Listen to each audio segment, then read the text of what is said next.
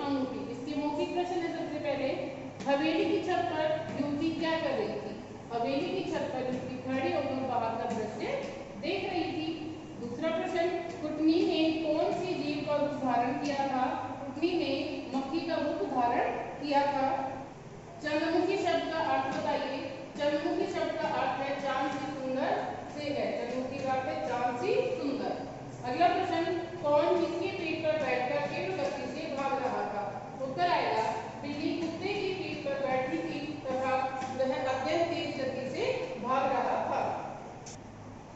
अगला प्रश्न है, पाठ जादुई अंगूठी किस प्रकार की कहानी है तथा यह किस पर आधारित है? संक्षेप में वर्णन कीजिए।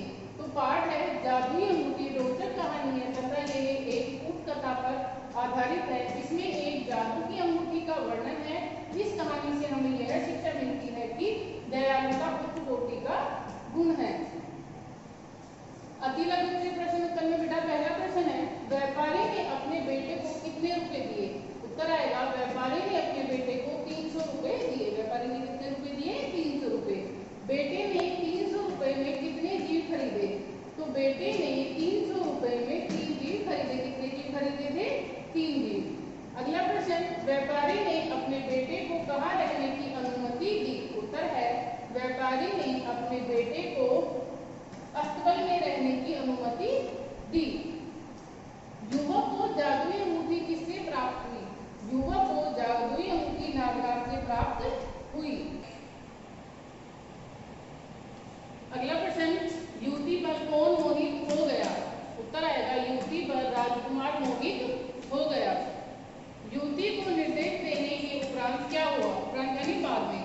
तो अंगूठी को निर्देश देने के उपरांत क्या हुआ? उत्तर आएगा, अंगूठी को निर्देश देने के उपरांत एक भव्य हवेली, एक अत्यंत गुणवती युवती तथा खाने पीने की स्वादिष्ट पकवान प्रकट हो गई। कि जब अंगूठी को निर्देश दिया गया तो उसके बाद में एक भव्य हवेली, अत्यंत गुणवती एक युवती तथा खाने पीने के स्वादिष्ट जो पकवान थे वो प्रकट हो गए।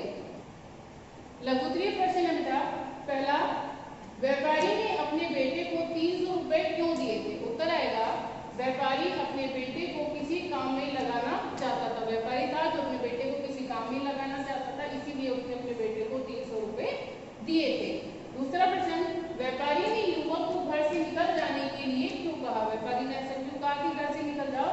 तो युवक ने अपने पिता के लिए सारे रुपए खर्च कर दिए थे, इसीलिए व्यापारी ने युवक को घर से निकल जाने के लिए कहा। कि जो पिता ने जो पैसे दिए थे वो सारे युवक ने खर्च कर दिए थे, इसीलिए युवक को घर से निकल जाने के लिए कहा।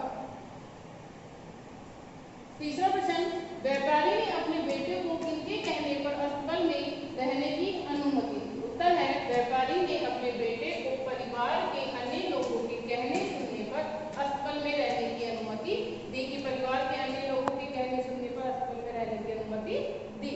अगला प्रश्न, युवक को नागराज के पास कौन ले गया? उत्तर आएगा, युवक को नागराज के पास सांप ले गया। कौन लेके गया था? सांप। जादुई अंगूठी से युवक को क्या क्या प्राप्त हुआ था? जादुई अंगूठी से युवक को एक भव्य हवेली, एक अत्यंत गुणवती युवती तथा खाने पीने के स्वादिष्ट पकवान है वो प्राप्त हुए थे।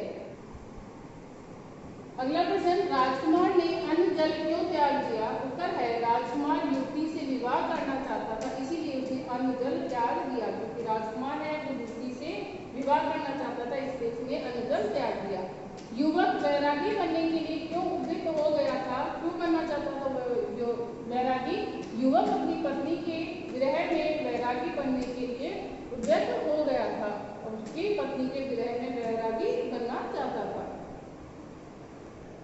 अगला बेटा दीर्घ प्रश्न उत्तर है कि ये पंक्तियां किसने, कब और क्यों कही थी? तो पहली पंक्ति है, जाओ और अपना भाग्य बनाओ। ये पंक्ति किसके द्वारा कही? तो उत्तर आएगा, यह पंक्ति व्यापारी द्वारा तब कही गई जब उसके अपने बेटे को किसी काम में लगाने के लिए रुपए दिए थे, क्योंकि वह उसे किसी काम में लगाना चाहता था, इसलिए कही गई थी। दूसरी है, फिर कभी अपना मुख मुझे न दिखाना। ये किसके द्वारा कही गई? तो यह पंक्ति व्यापारी द्वारा तब कही गई जब उसका बेटा सारे रुपए खर्च कर घर लौट आया था, क्योंकि उसे किसी काम में लगाने के लिए रुपए दिए थे। वो इसलिए गई थी क्योंकि वो जो रुपए थे वो किसी काम में लगाने के लिए दिए थे, लेकिन उनका बेटा है वो सारे रुपए लगाकर आ गया था, खर्च कर दिए थे।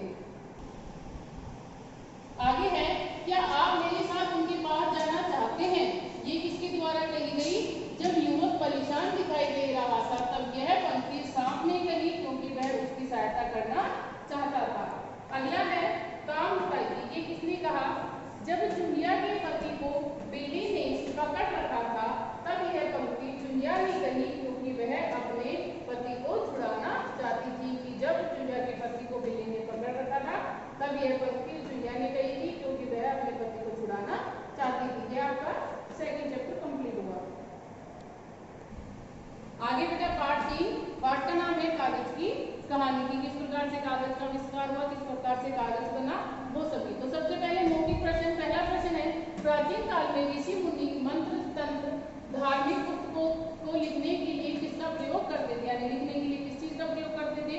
तो प्राचीन काल में ऋषि मुनि मंत्र तंत्र तथा धार्मिक पुस्तकों के लिखने के लिए भोजन पत्र का प्रयोग करते थे। किसका प्रयोग करते थे बेटा?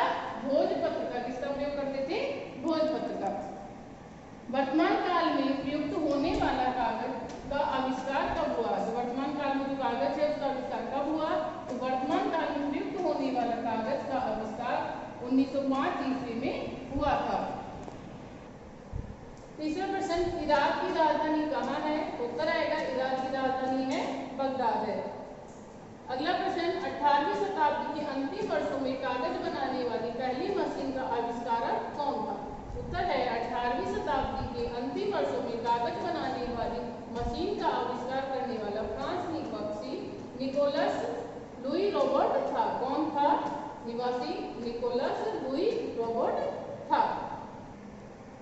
अगला प्रश्न, हस्त उद्योग द्वारा निर्मित कागज तथा आधुनिक मशीन से निर्मित कागज में क्या अंतर होता है? संक्षेप में बताइए। उत्तर है हस्त उद्योग द्वारा निर्मित कागज पीली नहीं पड़ती तथा सैकड़ों वर्षों तक वैसी ही सुरक्षित रहती है, परंतु आधुनिक मशीनों से निर्मित कागज इस गुण से रहित है। ये कुछ ही वर्षों में पीली पड़ जाते हैं तथा इनकी आयु अत्यंत सीमित है। आगे बेटा अति लघुत्तरीय प्रश्न उत्तर। पहला प्रश्न है, प्राचीन काल में हमारे ऋषि मुनि कागज की जगह क्या प्रयुक्त करते थे? उत्तर आएगा भोजपत्र। दूसरा प्रश्न, प्राचीन मिस्रवासी किस वस्तु से लिखने हेतु फलक बनाते थे? घास से। प्राचीन यूरोपवासी किस वस्तु से लिखने हेतु फलक बनाते थे?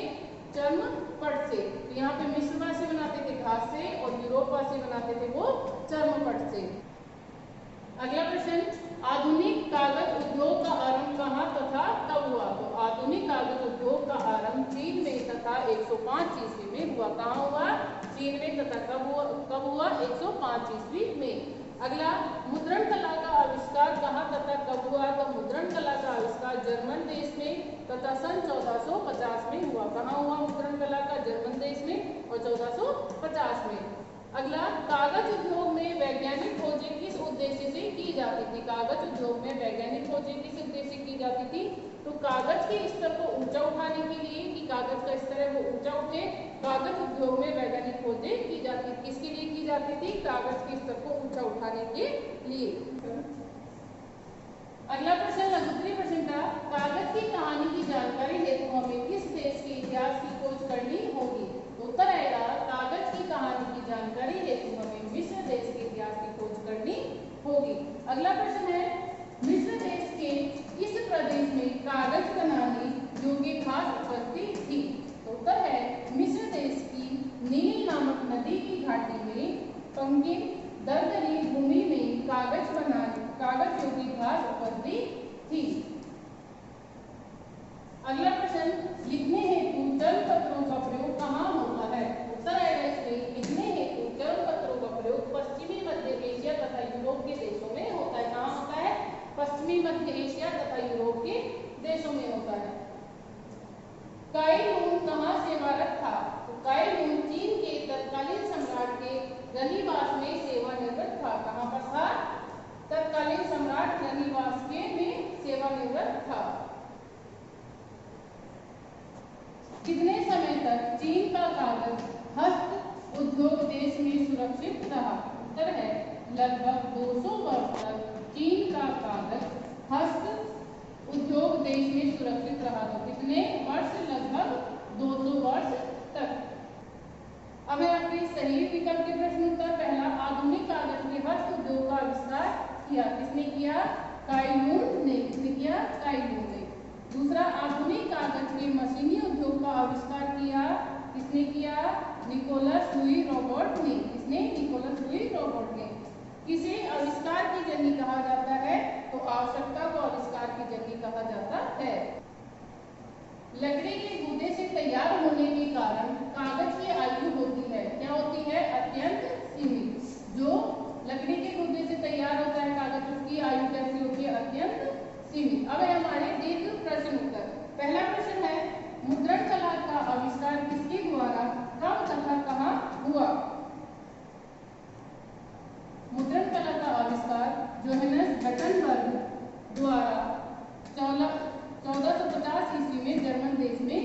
हुआ। कब हुआ? 1450 ईस्वी में जर्मन देश में हुआ। अगला प्रश्न है, लिखने हेतु भोजपत्र का प्रयोग कहाँ होता था? लिखने हेतु भोजपत्र का प्रयोग कहाँ होता था?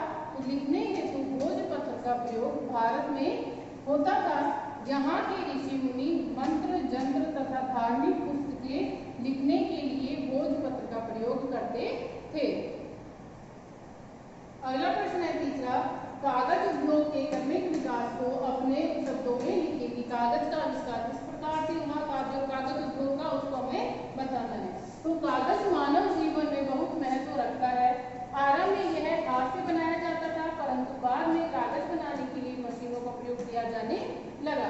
कागज के स्तर को ऊंचा उठाने के लिए कागज उद्योग में वैज्ञानिक खोजें की जा रही हैं, जैसे गूदा तैयार करने की नई विधियां, संश्लेषण सामग्री का प्रयोग, दोहरी तारों वाली मशीनों, कागज बनाने की विधियों का कंप्यूटरीकरण, प्रदूषण का नियंत्रण तथा ऊर्जा की बचत के लिए कदम उठाए जा रहे हैं। तो कागज उद्योग के आविष्कार के लिए है वो बहुत सारे काम किए जा सके हैं, ताकि उसको और उसके जो कागज का स्तर है उसको ऊंचा उठाया जा सके, ताकि वो जल्दी से गले नहीं। इसी के लिए अनेक प्रकार की विधियां हैं, जैसे गूदा बनाने के लिए नई विधियां बनाना, संश्लेषण करना, दोहरी तारों वाली मशीनों का प्रयोग करना आदि किए जा रहे हैं।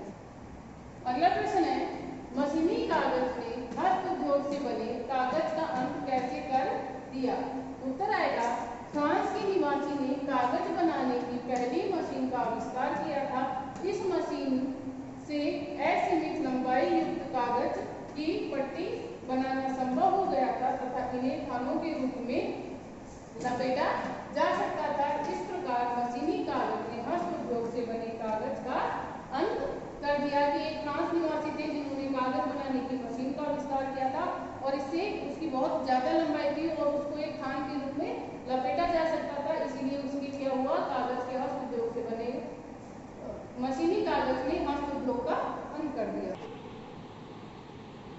अब बेटा पाठ 4, पाठ का नाम है सपने में व्योम यात्रा, यानी सपने में अंतरिक्ष की यात्रा। इसमें एक लड़का रहता है अनिल, जो सपना देखता है, उसी के बारे में यहाँ पर वर्णन है। तो पहला प्रश्न इसमें, अनिल कहाँ सोया हुआ था? तो उत्तर आएगा, अनिल अपने शयन कक्ष में सोया हुआ था। शयन कक्ष यानी कि उसके बेडरूम में सोया हुआ था। दूसरा, स्वप्न में अनिल किसे पुकारने की चेष्टा कर रहा था? तो उत्तर है, स्वप्न में अनिल अपने माता पिता को पुकारने की चेष्टा कर रहा था। सपने में अनिल अपने माता पिता को पुकारने की चेष्टा कर रहा था। व्योम शब्द का अर्थ है, व्योम शब्द का अर्थ होता है अंतरिक्ष या आसमान। तूने स्वप्न में क्या देखा? अनिल बेटा साहब जरा मुझे भी तो बता। इस वाक्य को किसने और कब कहा था? ये वाक्य किसने कहा कि तूने स्वप्न में क्या देखा? तो यह कथन अनिल की मां ने कहा और तब कहा जब अनिल स्वप्न में जाग गया था। तो सपना देखते देखते जब चिल्ला रहा था तब उन्होंने ऐसा कहा था। आगे प्रश्न है, पृथ्वी किस बल से वस्तुओं को अपनी ओर खींच रहा है? तो पृथ्वी गुरुत्व बल के कारण। चंद्रमा किसके गुरुत्व बल से बना हुआ अपने परिभ्रमण पथ पर गति करता है? पृथ्वी के। स्वप्न में अनिल को क्रोध भरी दृष्टि से कौन देख रहा था? सूर्य। अनिल स्वप्न में किसे अपने से दूर करने की कोशिश कर रहा था? सूर्य को। आगे अनिल ने गुरुत्व बल के विषय में किस पाठ में पढ़ा था? तो भूगोल की पुस्तक में। किसमें पढ़ा था उन्होंने? भूगोल की पुस्तक में। पृथ्वी प्रत्येक वस्तु को किस और खींच रही थी? प्रत्येक वस्तु को अपनी केंद्र की ओर खींच रही थी। अनिल कहाँ सोया हुआ था? अनिल अपने कमरे में सोया हुआ था। अनिल के स्वप्न में पृथ्वी का कौन सा गुण लुप्त हो गया था? गुरुत्व बल। कौन सा गुण लुप्त हो गया था? गुरुत्व बल। अनिल के स्वप्न में पृथ्वी के चंगुल से कौन छूट गया था? चंद्रमा। अनिल के अनुसार पृथ्वी के तल से उठकर वस्तुएं कहाँ जा रही थी? अनिल के अनुसार पृथ्वी के तल से उठकर वस्तुएं सूर्य की ओर चली जा रही थी। यह है अगला प्रश्न, लघुत्तरीय प्रश्न उत्तर में क्या पृथ्वी के अपने गुरुत्व बल से विहीन होने की कोई संभावना है? उत्तर आएगा नहीं, पृथ्वी के अपने गुरुत्व बल से विहीन होने की कोई संभावना नहीं है। यदि पृथ्वी गुरुत्व बल विहीन हो जाए तो चंद्रमा का क्या होगा? चंद्रमा भी अपने परिभ्रमण पथ को छोड़कर अंतरिक्ष में विचरने लगेगा। तो चंद्रमा भी क्या होगा? अपने परिभ्रमण पथ से हटकर अंतरिक्ष में विचरने लगेगा। यदि पृथ्वी गुरुत्व बल विहीन हो जाए तो हमारा क्या होगा? तो अगर पृथ्वी गुरुत्व बल विहीन हो जाए तो हम सब और पेड़ पौधे जीव जंतु आकाश में उड़ने लग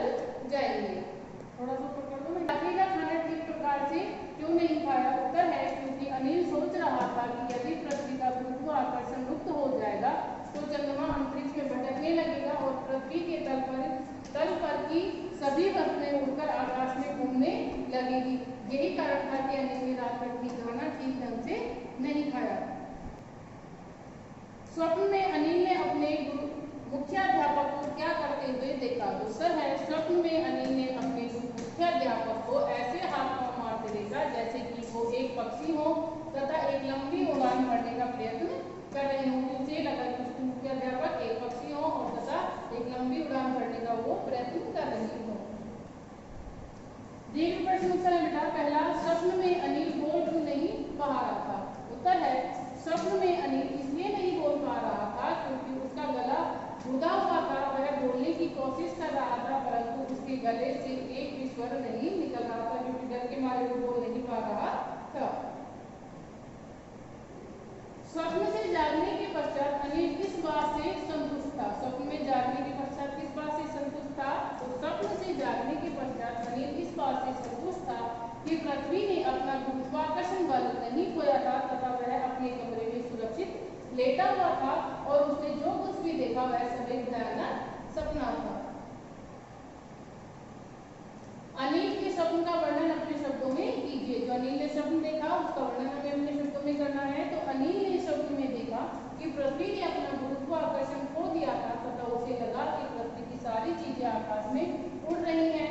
sofa, TV, gas cylinder, fridge आदि सभी आकाश में उड़ रहे हैं तथा वह उसके माता पिता भाई बहन साथ में वह भी आकाश में उड़ रहा है। यह सब देखकर इसे हंसी आ रही थी परंतु वह हंस भी नहीं पा रहा था। जिसने स्वप्न में देखा कि पृथ्वी ने अपना गुरुत्वाकर्षण बल खो दिया है और इसी कारण से सारी चीजें आकाश में उड़ती दिखाई दे रही थी। अगला प्रश्न, पृथ्वी के गुरुत्वाकर्षण से क्या समझते हैं? पृथ्वी के गुरुत्वाकर्षण है उससे क्या समझते हैं? उत्तर है, पृथ्वी के पास गुरुत्वाकर्षण की शक्ति है। इस शक्ति से वह सभी वस्तुओं को अपनी ओर खींचती है। इसी कारण सभी वस्तुओं को अपनी ओर खींचती है। आकाश में या ऊपर की तरफ उछाली गई वस्तु गुरुत्वाकर्षण बल के कारण ही पृथ्वी पर वापस आ जाती है। गुरुत्वाकर्षण बल के कारण ही हम सब पृथ्वी पर टिके हुए हैं और गुरुत्वाकर्षण के कारण ही हम सब पृथ्वी पर चल फिर सकते हैं और टिके हुए हैं। अगला है पार्ट 5। इसका पहला प्रश्न है, प्राचीन ओलंपिक खेलों में भाग लेने वाले खिलाड़ियों में से किसका चुनाव किया जाता था? तो किसका चुनाव किया जाता उनमें से? सैनिकों का। ओलंपियन खेलोत्सव किस यूनानी देवता के सम्मान में आयोजित किए जाते थे? तो ओलंपिक खेलोत्सव जियस यूनानी देवता के सम्मान में आयोजित किए जाते थे। ओलंपिक के स्टेडियम में कितने दर्शकों की बैठने की क्षमता थी? लगभग 40,000 दर्शकों की बैठने की उसमें क्षमता थी। मुक्केबाजी प्रतियोगिता को ओलंपिक खेलोत्सव में कब शामिल किया गया? तो 108 ईस्वी पूर्व के ओलंपिक खेलोत्सव में मुक्केबाजी प्रतियोगिता को शामिल किया गया। मुक्केबाजी तथा मल्लयुद्ध का शिक्षालय व्यायामशाला के किस ओर था? दक्षिण भाग में। किस ओर था? उसके दक्षिण भाग में। यूनानी देवता के मुखिया जियस के सम्मान में आयोजित खेल कहलाते थे ओलंपियन। क्या कहलाते थे? ओलंपियन। प्राचीन यूनानी दूरी स्टेट का माप था 192 मीटर में। किसमें था? 192 मीटर में। घुड़दौड़ की दूरी की लंबाई होती थी, घुड़दौड़ की दूरी की लंबाई होती थी 7.25 किलोमीटर। दूसरी प्रश्न उत्तर, ओलंपिया घाटी की लंबाई कितनी है? तो ओलंपिया घाटी की लंबाई 18 किलोमीटर है। ओलंपिया घाटी में बने भवनों के कितने वर्ग हैं? ओलंपिया घाटी में बने भवनों के 2 वर्ग हैं, एक है धार्मिक वर्ग और दूसरा है खेल संबंधित वर्ग। तीसरा प्रश्न, ओलंपिया घाटी में किन 2 नदियों का संबंध है? तो ओलंपिया घाटी में एल्फियस तथा कैलेडियस नदी का संगम है। खेल संबंधित भवनों के किस भाग में व्यायामशाला बनी हुई थी? तो खेल संबंधित भवनों के उत्तर पश्चिमी भाग में व्यायामशाला बनी हुई थी। प्राचीन ओलंपिक खेलों का आरंभ कब हुआ? तो प्राचीन ओलंपिक खेलों का आरंभ 776 ईस्वी पूर्व में हुआ। अगला प्रश्न, यूनान पर रोम का अधिकार कब हुआ? ईस्वी पूर्व पहली शताब्दी में यूनान पर रोम का अधिकार हो गया था। अब है आपके लघुत्तरीय प्रश्न उत्तर। लघुत्तरीय में पहला है, प्राचीन ओलंपिक खेल यूनान में कहाँ हुआ करते थे? प्राचीन ओलंपिक खेल यूनान में ओलंपिक नामक घाटी में हुआ करते थे। प्राचीन भवन ओलंपिया घाटी में कहाँ निर्मित किए गए थे? धार्मिक भवन ओलंपिया घाटी की दो नदियों के संगम के निकट बने हुए हैं। धार्मिक भवन है जो ओलंपिया घाटी की दो नदियां हैं उनके संगम के निकट बने हुए हैं। यूनानी लोगों का खेलोत्सव के विषय में क्या विश्वास था? उत्तर है यूनानी लोगों का खेलोत्सव के विषय में विश्वास था कि खेलों के आयोजन से देवता तथा पितृ हैं वो प्रसन्न होते हैं तथा देश को शक्ति प्रदान करते हैं। कि खेल उत्सव होने से देवता लोग हैं वो प्रसन्न होते हैं तथा देश को शक्ति प्रदान करते हैं।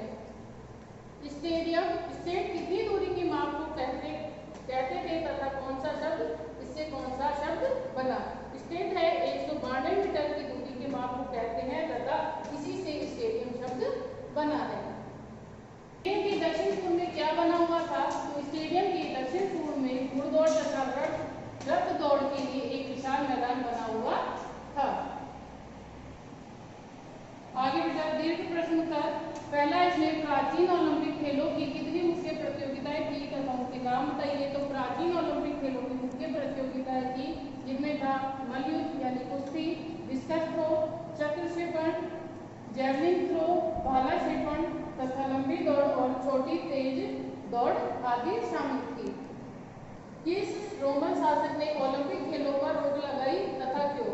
तो रोमन शासक थियोडोसिस ने ओलंपिक खेलों पर रोक लगाई क्योंकि खिलाड़ी अब केवल धन कमाने हेतु ही खेलोत्सव में भाग लेने लगे थे तथा इनका स्तर अत्यंत निम्न हो चुका था, इसलिए उन्होंने ओलंपिक खेलों पर रोक लगा दी थी। तीसरा है ओलंपिक खेल का इतिहास अपने शब्दों में लिखिए। ओलंपिक खेल का इतिहास है सर्वप्रथम ओलंपिक खेलोत्सव ओलंपिया के स्टेडियम में 776 ईस्वी पूर्व में आयोजित किया गया था। ओलंपिक खेलों में 192 मीटर की दौड़ प्रतियोगिताएं होती थी। कालांतर में 192 मीटर से अधिक दूरियों की दौड़ भी इसमें सम्मिलित कर दी गई है। इसके अतिरिक्त कुछ अन्य खेल प्रतियोगिताओं का भी स्थान बना दिया गया है जैसे कि मल्लयुद्ध, डिस्कस थ्रो, जैवलिन थ्रो, लंबी दौड़ तथा छोटी तेज दौड़ आदि। अगला प्रश्न है बेटा हमारा जैवलिन थ्रो यानी जो भाला क्षेपण है उसका वर्णन करना है कि जैवलिन थ्रो या भाला क्षेपण क्या है। तो यह है मनुष्य की ऊंचाई के समान लंबाई वाली लाठी के एक सिरे को नुकीली बनाकर तथा उस पर धातु चढ़ाकर भाला बनाया जाता था। दूसरे सिरे पर हाथ द्वारा पकड़ने हेतु चमड़े की एक पट्टी लगी होती थी जो कि भाले के संतुलन को बनाए रखने हेतु इसके गुरुत्व केंद्र से जुड़ी रहती थी ताकि क्षेपक इसे बाहुबली से अधिकाधिक दूरी तक फेंक सके।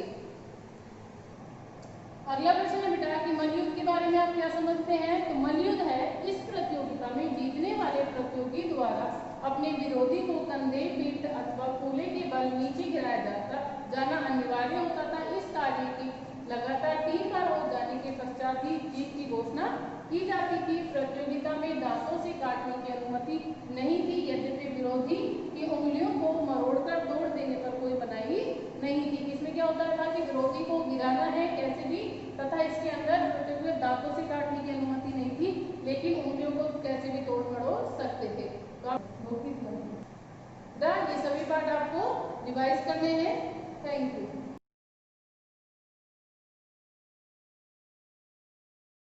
Hello student, welcome to online classes of MLP School Rajpura. I Priyanka ma'am. Today's session teach you subject computer. Today's my computer topic is how to working with MS Word. Means MS Word में आप किसी भी file को open means create कैसे करेंगे, फिर open then save and how to copy paste etc. Okay. Now I will start my topic. Hello student. In this video I will tell you about MS Word basics. I tell you how to working with MS Word. Student, MS Word is an application software that is not a system software because it installed in your computer when you need it. Okay, means जब user को इसकी need होती है तभी user इस software को अपने computer में इंस्टॉल करता है.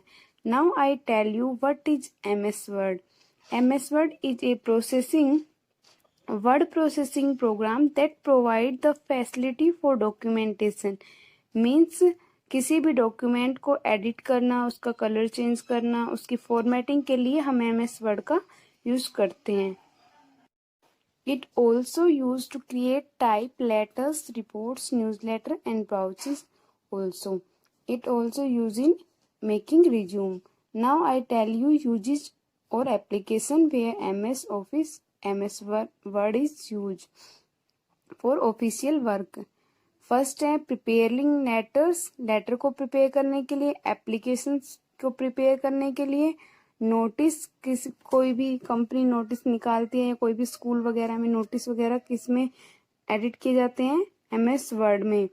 फैक्सिंग में यूज होता है, और प्लीजिंग, लीगल प्लीजिंग में, मीटिंग एजेंडा में, कैलेंडर्स मेकिंग में, एंड रिज्यूम और रिपोर्ट्स मेकिंग में। So student, MS Word basic part of MS Office. All the documentation work we can do in MS Word. Now I tell you how to start MS Word.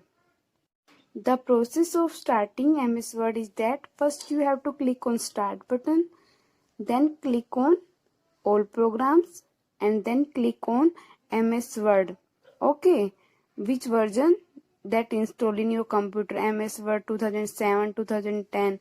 Student, latest version of MS Word is 19. When you open MS Word, this type of windows show in your screen. Okay. Now I tell you working of Office button. When you open MS Word, then Office button show at the top of the side of title bar. Office button has various options: new, open, save, save as, print, print preview, prepare, and exit. Okay. Here the working of each option is given. New is used for create a new document. Open when you save any file. Then reopen, we can use open option. Save to save a document. Save as to rename a document. Sometimes you want to change the name of your document or file, then you click on save as. Like print for printing, send for sending document, publishing के लिए, and close for closing. Now I tell you various menu bar. Menu bars को हम ribbon या tabs भी बोल सकते हैं. Home, insert, page layout, reference, mailing, review and view are the tabs. 3 types of tab are in MS Word. First one is standard tab, next one is contextual tab, and third one is program tab. Program tab like जैसे आप print preview means ये किसी एक particular function के लिए use किए जाते हैं. जैसे आपको प्रिंट आउट निकालना है तो ये पहले ये चेक करने के लिए कि प्रिंट आउट दिखेगा कैसे, तो इस प्रोग्राम टैब का यूज करते हैं. लाइक दैट पिक्चर्स टूल के लिए कॉन्टेक्चुअल और स्टैंडर्ड टैब ऑल को शो करने के लिए. Now I tell you various bar show in the screen. Here arrow denote the everyone name. First top most होता है जो टाइटल बार होता है, उसके नीचे क्विक एक्सेस टूल बार होता है. मीन्स आपको कोई भी फंक्शन क्विकली करने के लिए आप इनमें से किसी भी टूल को सिलेक्ट करके ओके कर सकते हैं. For example you want to bold, तो then click on B like that.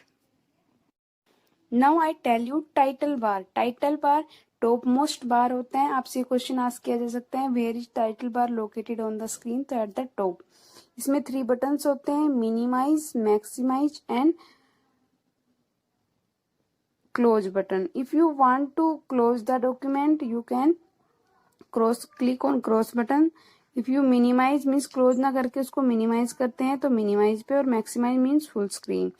Now I tell you status bar. Status bar क्या होता है? horizontal area होता है और जो bottom में होता है documents में, ये show करता है जो आपने currently, जो आपका cursor है वो कहाँ पे है screen पे. Okay, उसकी current location of the cursor show करता है.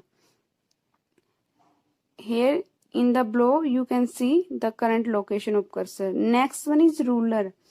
Ruler is use to increase और डिक्रीज द हॉरिजॉन्टली लाइंस होती है और ये इंक्रीज और डिक्रीज करती हैं किसी भी डॉक्यूमेंट, टेक्स्ट डॉक्यूमेंट कहाँ तक टाइप हो सकता है. Next one is scroll bar. Scroll bar is use to move the document in up and down. Means आपको बहुत सारे 10 पेज की फाइल है तो अप और डाउन मूव करने के लिए आप स्क्रॉल बार का यूज करेंगे. Now I tell you how to create a document in MS Word. First you have to click the office button या file tab. Then you have to select the new document. उसके बाद आपके पास दो option आते हैं, उनमें से आपको कौन सा वाला सिलेक्ट करना है, ब्लैंक डॉक्यूमेंट, क्योंकि आपको एक ब्लैंक डॉक्यूमेंट चाहिए होता है. Okay, like that you can create a new document. And shortcut for to create a new document is Ctrl+N. Okay. Now I tell you how to save a document in MS Word. For saving a document, first you have to select any document, new document. That is the first task. Sometime you write any document and power off your computer and your data will be lost. So you have to save firstly document. To click on office button and select the save. Like this menu bar dialog box is shown in the front of you. You have to write the name of the document and you can save. By default documents के नाम में MS Word में already save होती है file. Now how to open a document? When you save a file and you want to reopen that file, you have to click on opening a document. Okay, you have to click on open dialog box. Okay,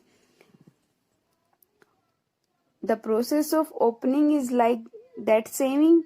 You have to click on office button, then click on save or save as. Like that you can use shortcut key Ctrl+O and you type the file name. Your file will be open. Now I tell you how to bold, italic and underline a text document. सबसे पहले bold, italic और underline के लिए हमें text को select करना पड़ता है. Okay, you can do this work two types, by shortcut key and by directly take the icon from the quick access toolbar. Okay, shortcut key are like that. Bold के लिए हम Ctrl+B, italic के लिए Ctrl+L and underline के लिए Ctrl+U. Okay, now I tell you cut, copy and paste in MS Word. These are the icon that are showing quick access toolbar. Scissor for cut and double is copy and that is the paste, that box. So student, that is the basic edit function of cut, copy and paste. Because for making any document we need that function very many times. Means first cut and paste. सबसे पहले cut and paste कैसे करेंगे, अगर आपको कोई matter किसी place से आपको कट करना है तो you can select the matter, then cut and then paste. But is the different process for copy and paste. In copy paste first you have to select then copy. Copy और cut में ये difference है. Copy करने से वो document वहां पे show होगा और कट में वो डिलीट हो जाएगा. Next one is changing the font size. To change the font size, we have to click on this type of dialog box to open in front of us. To use any shortcut to increase or decrease the font size, means हमें font size को increase और decrease करने के लिए ये shortcut given है. जैसे Ctrl+ जो बिग ब्रैकेट है वो इंक्रीज करती है 1 पॉइंट जो आपका टेक्स्ट है उसको, और Ctrl+ जो ओपनिंग ब्रैकेट है वो उसको डिक्रीज करती है. Like that these option are given. Next one is replace. Search for and replace are specified in active document to replace the text. Mean ये सारे जो फंक्शन है वो किस में हो सकते हैं, जिस डॉक्यूमेंट में आप करंटली वर्किंग कर रहे हो. रिप्लेस मीन्स आपने कोई लेटर या कोई स्पेलिंग मिस्टेक कर दी है और पूरे डॉक्यूमेंट में वो स्पेलिंग मिस्टेक है, तो आप उसकी करेक्ट स्पेलिंग के साथ उसको रिप्लेस कर सकते हैं. और फाइंड नेक्स्ट ऑप्शन से हमें ये पता चल जाएगा कि वो जो डॉक्यूमेंट है वो सॉरी जो स्पेलिंग है वो नेक्स्ट कहाँ पे है, इस तरह का फाइंड या रिप्लेस के लिए डायलॉग बॉक्स आपके सामने स्क्रीन पर होगा। Next one is go to. Go to means एक पर्टिकुलर टेक्स्ट को फाइंड आउट करने के लिए, उस पर जाने के लिए हम गो टू का यूज करते हैं। शॉर्टकट की इसके लिए F5 भी यूज करते हैं sometime. Next one is your written assignment. Based on that video, I give you assignment. First word is what is MS Word। ये डिफाइन करना है आपको MS Word। मैंने आपको वीडियो की स्टार्टिंग में बताया था कि MS Word क्या होता है, एडिटिंग के लिए यूज होता है। Next one is MS Word is a application software और सिस्टम सॉफ्टवेयर। ये भी मैंने आपको बताया था कि एप्लीकेशन सॉफ्टवेयर है बिकॉज सिस्टम सॉफ्टवेयर क्या होते हैं, जब आप किसी भी सिस्टम में विंडो इंस्टॉल करते हैं तो वो ऑलरेडी उसमें आते हैं।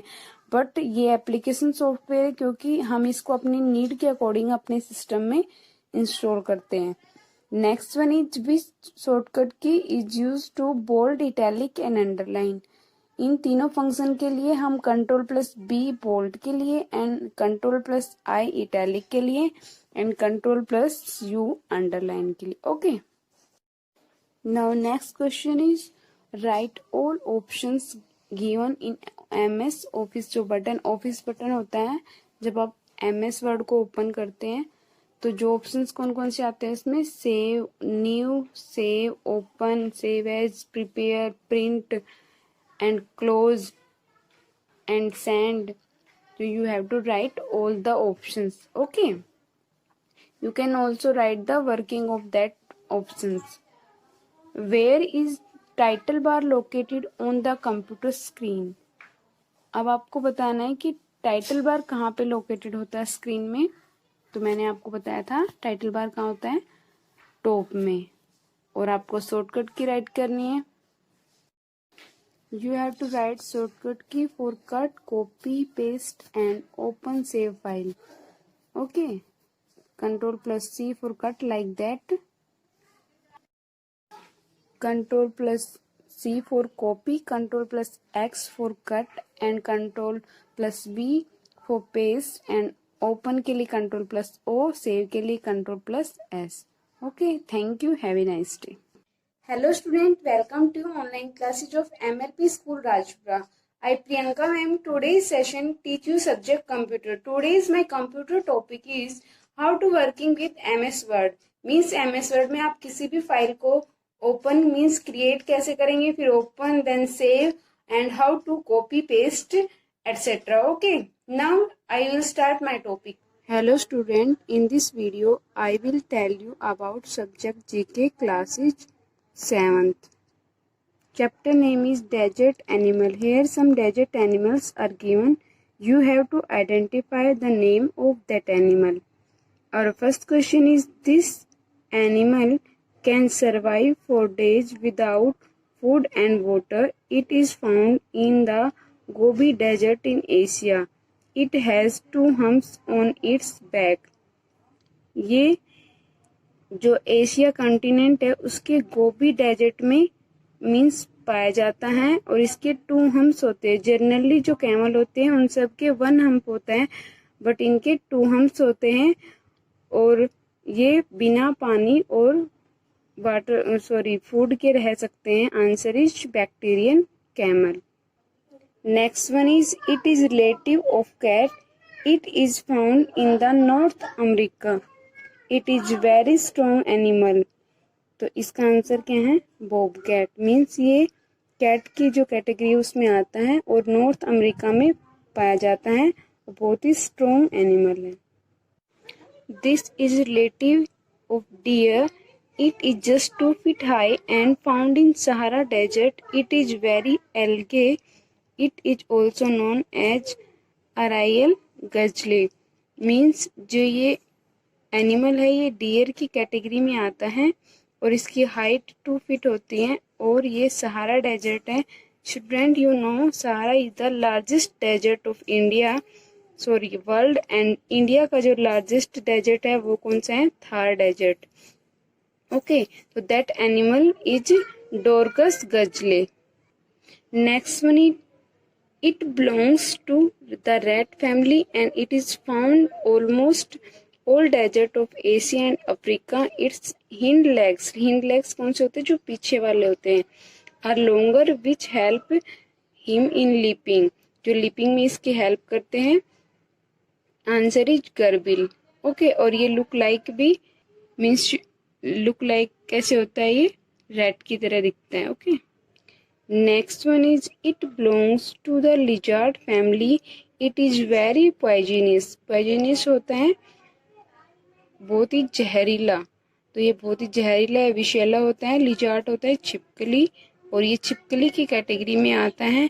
It is found in north America, और नॉर्थ अमेरिका में पाया जाता है. आंसर इज गिला monster. Okay, that is the picture of गिला मॉन्स्टर. ओके, ये एक रेप्टाइल भी है. Next one is it is highly poisonous snake. वही पॉइजनस का मतलब बहुत ही विषैला जहरीला स्नेक सांप होता है. It has rattles at the end of its tail and it is found in the desert of North America, और ये नॉर्थ अमेरिका के डेजर्ट में पाया जाता है. Answer is Ratle snake. That is the picture of that animal. That is the Ratle snake. Okay, so student, that are all desert animal. You have to learn all these name. The question can be asked in your assignment or your paper ki write 2 or 3 desert animal. You can like that from among these you can write anyone 3 names. Okay, chapter number 4 name is spice up your life. Means अपनी जो life है उसको मसालेदार बनाओ. Means जो हमारी जो daily routine में फूड होता है हम उसमें कौन कौन से मसाले यूज करते हैं. Here some given. Here first is a light brown spice obtained from the inner bark of a tree is called. Means जो ये ट्री होता है उसकी एनर बार्क मीन्स वुड में से निकाला जाता है. Answer is cinnamon. सिनामन होता है दालचीनी. Okay, next one is it is shape like a bulb and contain 6 to 24 bulblets called cloves. It has also medicinal property. ये बल्ब की तरह होता है और इसमें 6 to 24 बबलेट्स होते हैं. Answer is garlic. That is the picture of garlic. Everyone uses this type of spice in your kitchen food. Okay, next one is a green 3-sided oval capsule containing 15 to 60 dark reddish brown hard angular seeds. इसमें angular type में seeds होते हैं 15 to 20 और ये green colour में होता है और इसकी शेप लाइक ए कैप्सूल होती है. Answer is cardamom. That is the picture of cardamom. Hindi meaning of cardamom is इलायची. Next one is these small rounded seed also known as sarso in Hindi are found in 3 variety white, brown and yellow are called. Answer is mustard. Means ये round shape में होता है और हिंदी में इसको सरसों बोलते हैं और ये 3 कलर्स में होती है white, brown and yellow. Next one is it comes from the French word nail. ये फ्रेंच वर्ड नेल से आया है और answer is clove. Hindi meaning is लौंग. इसको हिंदी में लौंग कहते हैं और that is the picture of that spice. Next one is it is an aromatic spice. It is also known as soap. इसको हिंदी में सोप बोला जाता है और ये एक एरोमेटिक स्पाइस है. Answer is fennel. Next one is it is the most expensive spice in the world. It obtained from the flower of Crocus stauis plant. और ये बहुत ही एक्सपेंसिव होता है और ये फ्लावर से ऑब्टेन होता है. आंसर इज शेफ्रॉन मीन्स केसर. इसको समटाइम मिल्क में ऐड करके इसको डिलीशियस ड्रिंक के रूप में इसको ड्रिंक करते हैं. Okay, next one is this leaf is known as laurel leaf is known as bay leaf. So student, you have to learn the spices name. and write in your notebook. Our next question is sanctuaries and national park. Here some sanctuaries and national park are given. Student, you know what is a national park? A national park is a protected land area where different species of animals are kept. Means बहुत सारे जो पशु होते हैं वो रखे जाते हैं. People go there to see them. लोग उन्हें देखने के लिए जाते हैं. In India there are many national park. Okay, some here are given. Our first national park is Bandipur National Park. It is located in Karnataka. Next one is Kaziranga National Park. It is located in Assam. Next one is Corbett National Park, that is located in Uttarakhand. Next one is Kahana National Park. It located in Madhya Pradesh, and Ghana Bird Sanctuary is located in Rajasthan. Next one is Dachikam Sanctuary, Jammu and Kashmir. Periyar National Park, that is in Kerala. The Sundarbans located in West Bengal. Next one, Gir National Park in Gujarat, and next one is Hazaribagh Sanctuary is in Jharkhand. Student, in your winter summer vacation you can visit that places with your family. Okay, and you have to learn the sanctuary and national park names and write in your GK notebook.